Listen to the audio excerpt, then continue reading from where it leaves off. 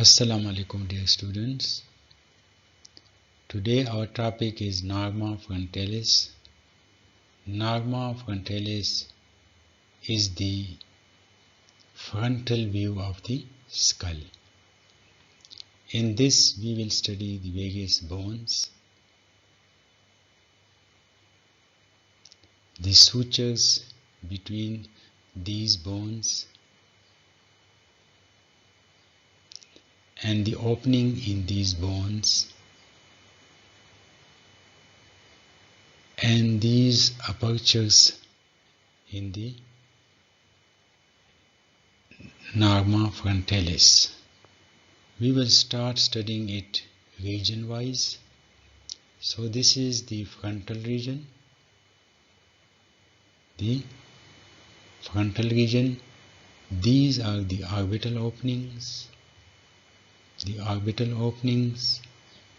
This is the zygomatic bone which form the prominence of the cheek, and this is the external bony nose, and below it is the anterior nasal aperture. This is the upper jaw, and finally this is the lower jaw. We will start from the frontal region and we will study its various features. The frontal region is made up of the frontal bone. This is the frontal bone.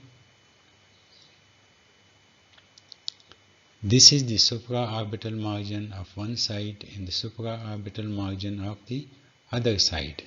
Above the medial side of the supraorbital margin, there is a curved elevation called superciliary arch.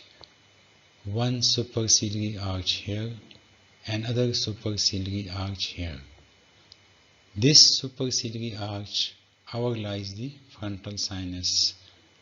Above the superciliary arch, there are two frontal eminences, the elevations called frontal eminence, and the significance of the frontal eminence is that ossification starts from here. The frontal bone is a single bone, but developmentally it developed as two separate bones, and in between these two frontal bones there is a suture called Metabolic Suture, and that suture completely disappears. But sometimes the lower part of this suture or even the complete Metabolic Suture may persist, and this may be mistaken for a fracture of the skull when we look at the X-ray of the skull. So we must know the Metabolic Suture so as to differentiate it from the fracture of the skull.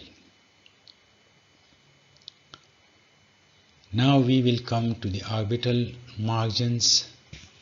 We will first study the supraorbital margin. This is the supraorbital margin which is formed by the frontal bone. At the junction of the medial 1/3 of the supraorbital margin and the lateral 2/3 of the supraorbital margin, there is a notch which is called the supraorbital notch, and sometimes this notch is present in the form of foramen. This supraorbital notch or foramen transmit supraorbital nerves and vessels. Coming to lateral orbital margin, the lateral orbital margin is formed by the zygomatic process of the frontal bone and the frontal process of the zygomatic bone, and here a suture is formed, that is zygomatico-frontal suture.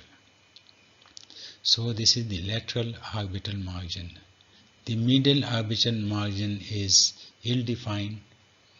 It is formed from above by the frontal bone and from below by the frontal process of the maxilla at a suture which is called frontomaxillary suture. So this is the medial margin of the medial orbital margin. Now we are left with the infraorbital margin. The infraorbital margin is formed by the maxilla from medial side and the zygomatic bone from lateral side, and this is a suture which is formed. This suture is called zygomatico-maxillary suture.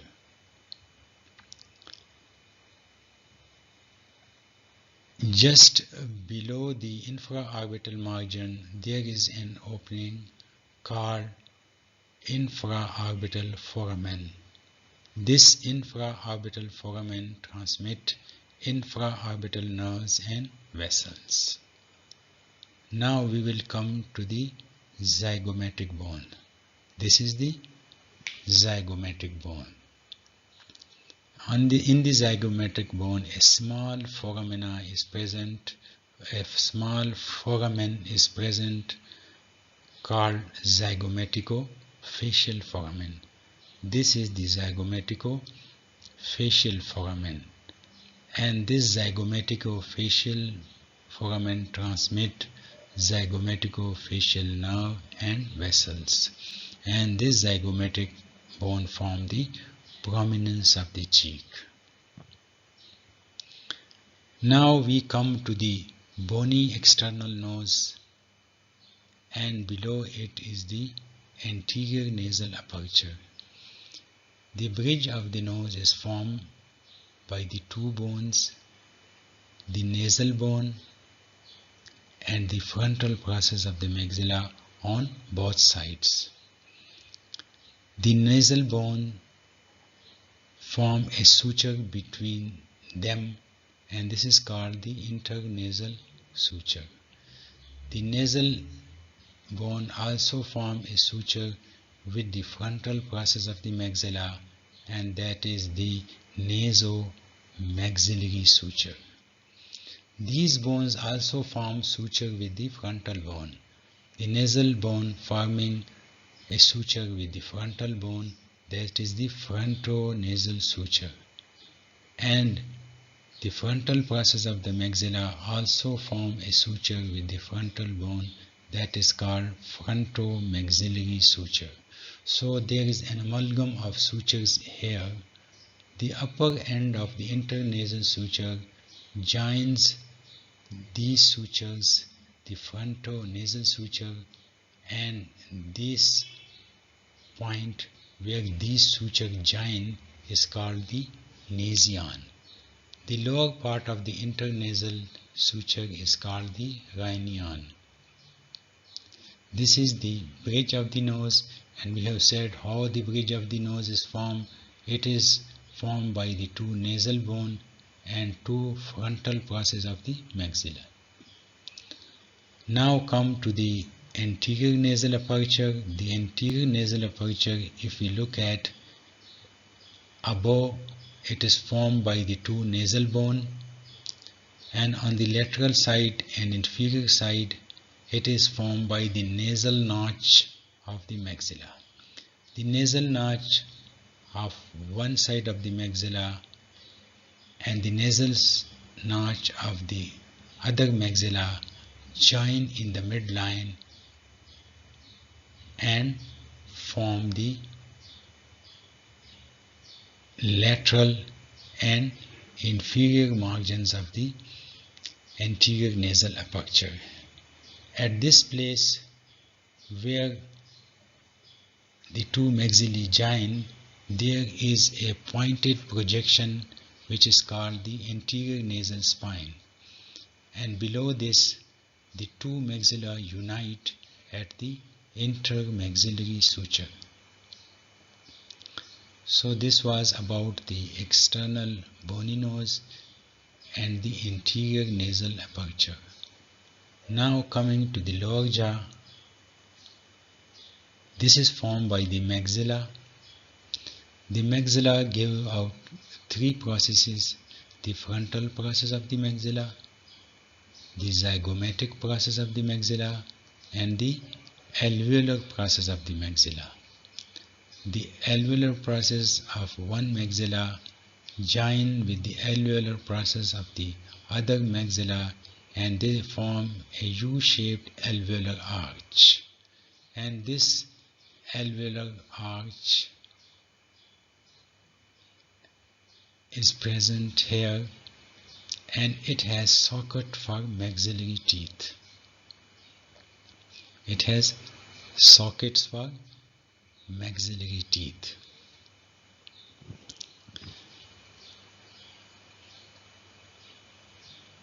Just below the infraorbital margin, there is a foramen called infraorbital foramen.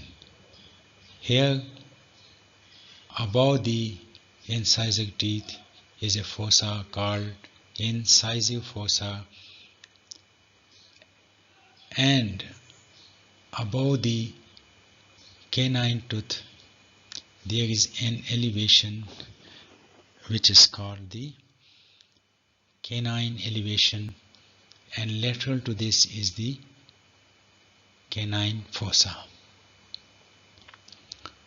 So this is the Logja. Now we will study the Logja. That was the upper jaw, and we will study now the Logja. The lower jaw is made up of the mandible. It is made up of the body of the mandible and the ramus of the mandible on either side, body of the mandible and ramus of the mandible. The mandible, the body of the mandible gives the alveolar process which bears the socket for mandibular teeth. This mandible has many features. That is the oblique line of the mandible, the mental foramina, the mental tubercle, the mental protuberance, but we will study all these when we study the mandible as a single bone, as a separate bone.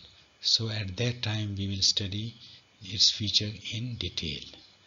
But it has this mental foramina, and the mental foramen transmit mental nerve and vessels.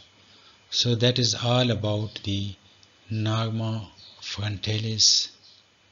The bones participating in the formation of Norma Frontalis is the frontal bone, the nasal bones, the maxilla, the zygomatic bone, and the mandible. The various foramina are supraorbital foramen, the infraorbital foramen, the zygomatico-facial foramen, and the mental foramen. So this is all about the Norma Frontalis. Assalamu alaikum dear students. Today our topic is Norma Lateralis. Norma Lateralis is the side view or lateral aspect of the skull. In this topic we will study the various bones contributing to the formation of Norma Lateralis and the various sutures formed between these bones. In addition to these, we will study the other features of the Norma Lateralis. So first we will start with the bones contributing to the formation of Norma Lateralis. This is the frontal bone. This bone can be best viewed in Norma Frontalis. Behind the frontal bone is a roughly quadrilateral bone called the parietal bone, and the most posterior is the occipital bone. It has a prominence called the external occipital protuberance, which can be best viewed in Norma occipitalis. The other bones contributing to the formation of Norma Lateralis is the nasal bone, which is located anteriorly. Next to the nasal bone is the maxilla.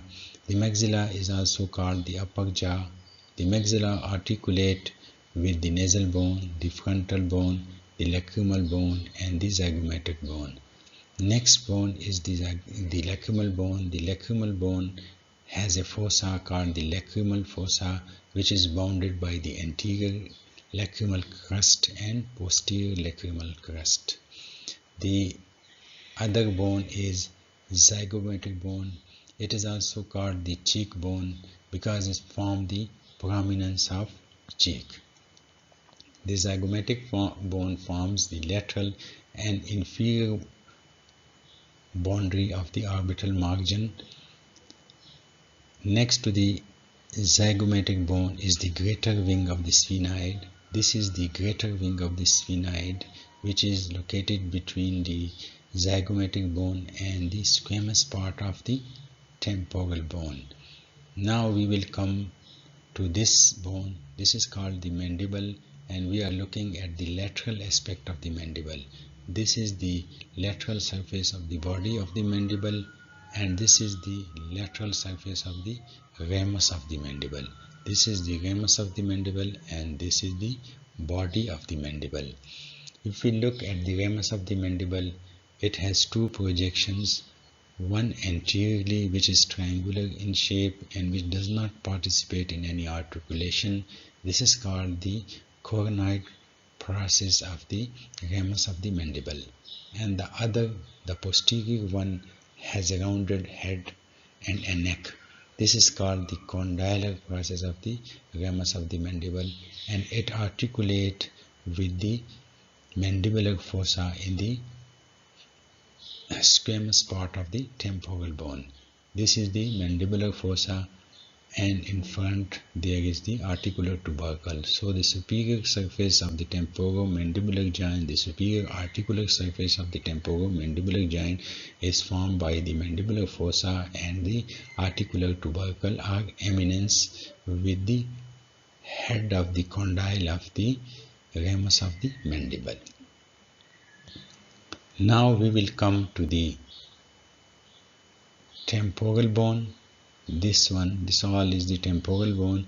This is the squamous part of the temporal bone, and just below the squamous part of the temporal bone is the opening of the external acoustic meatus, which is bounded by a plate of bone, which is also a part of the temporal bone, and it is called the tympanic part of the temporal bone.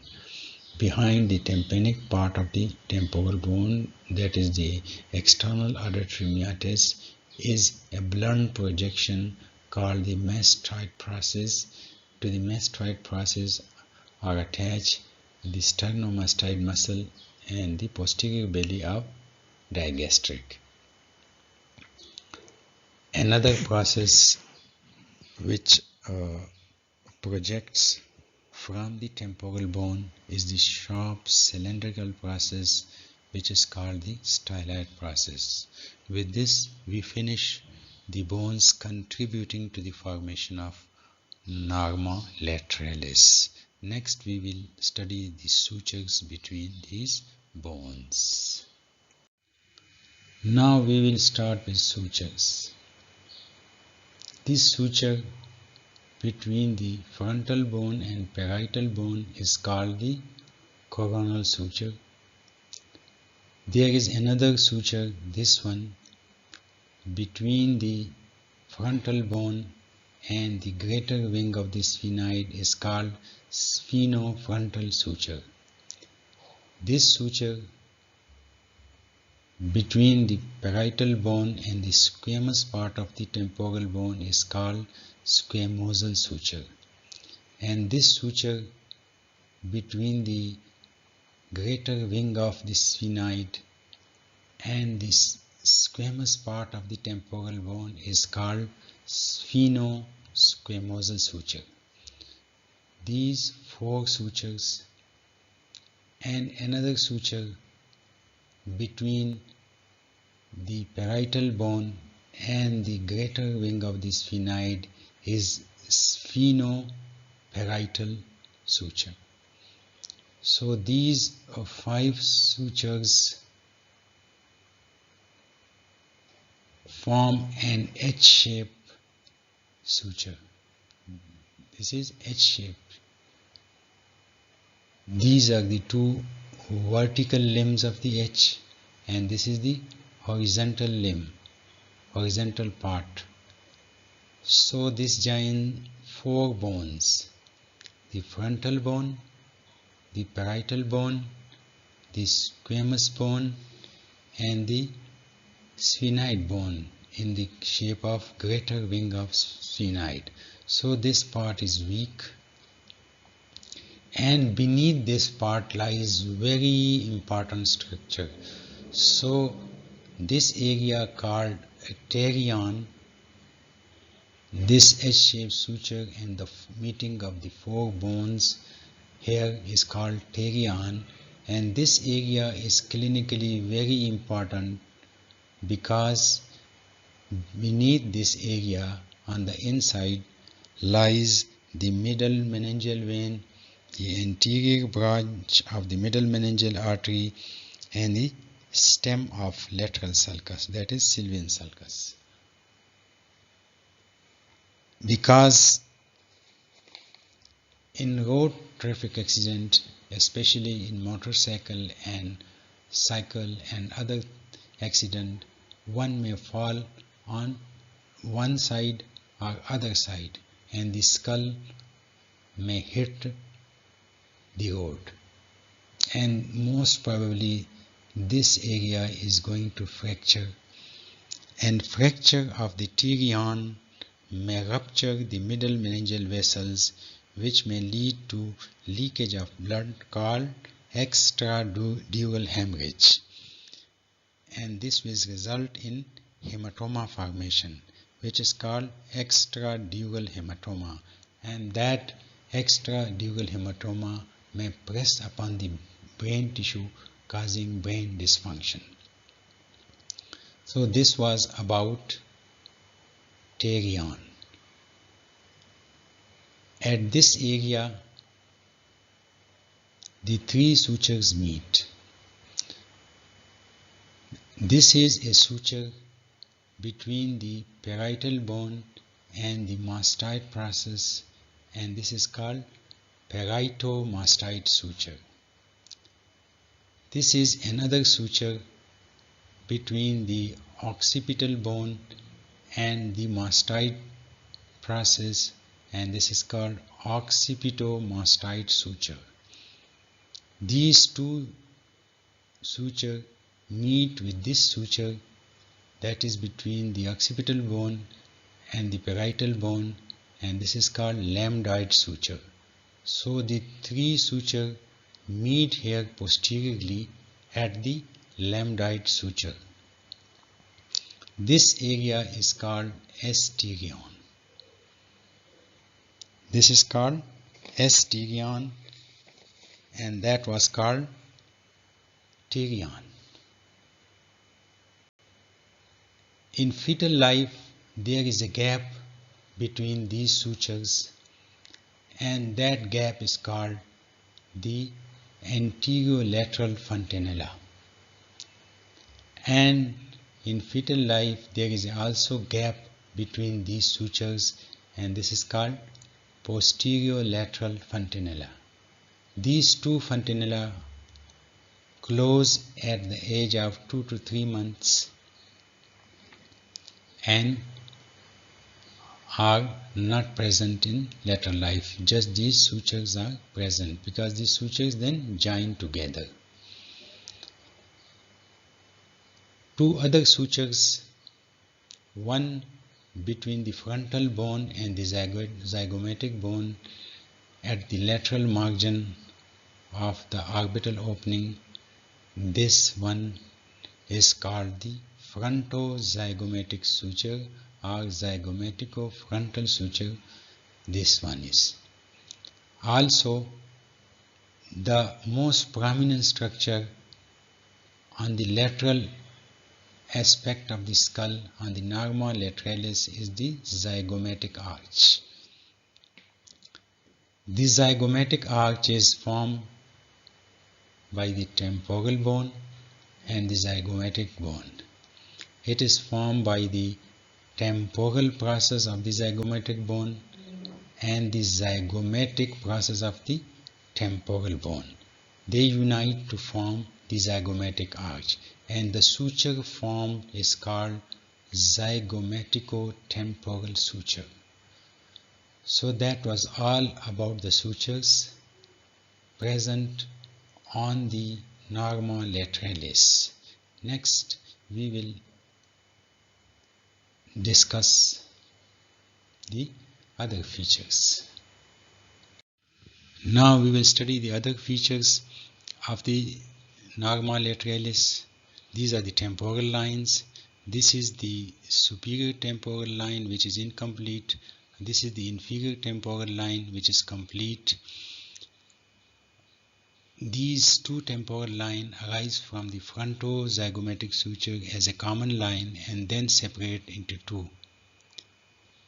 The area below the superior temporal line is called the temporal fossa. This area below the superior temporal line is called the temporal fossa.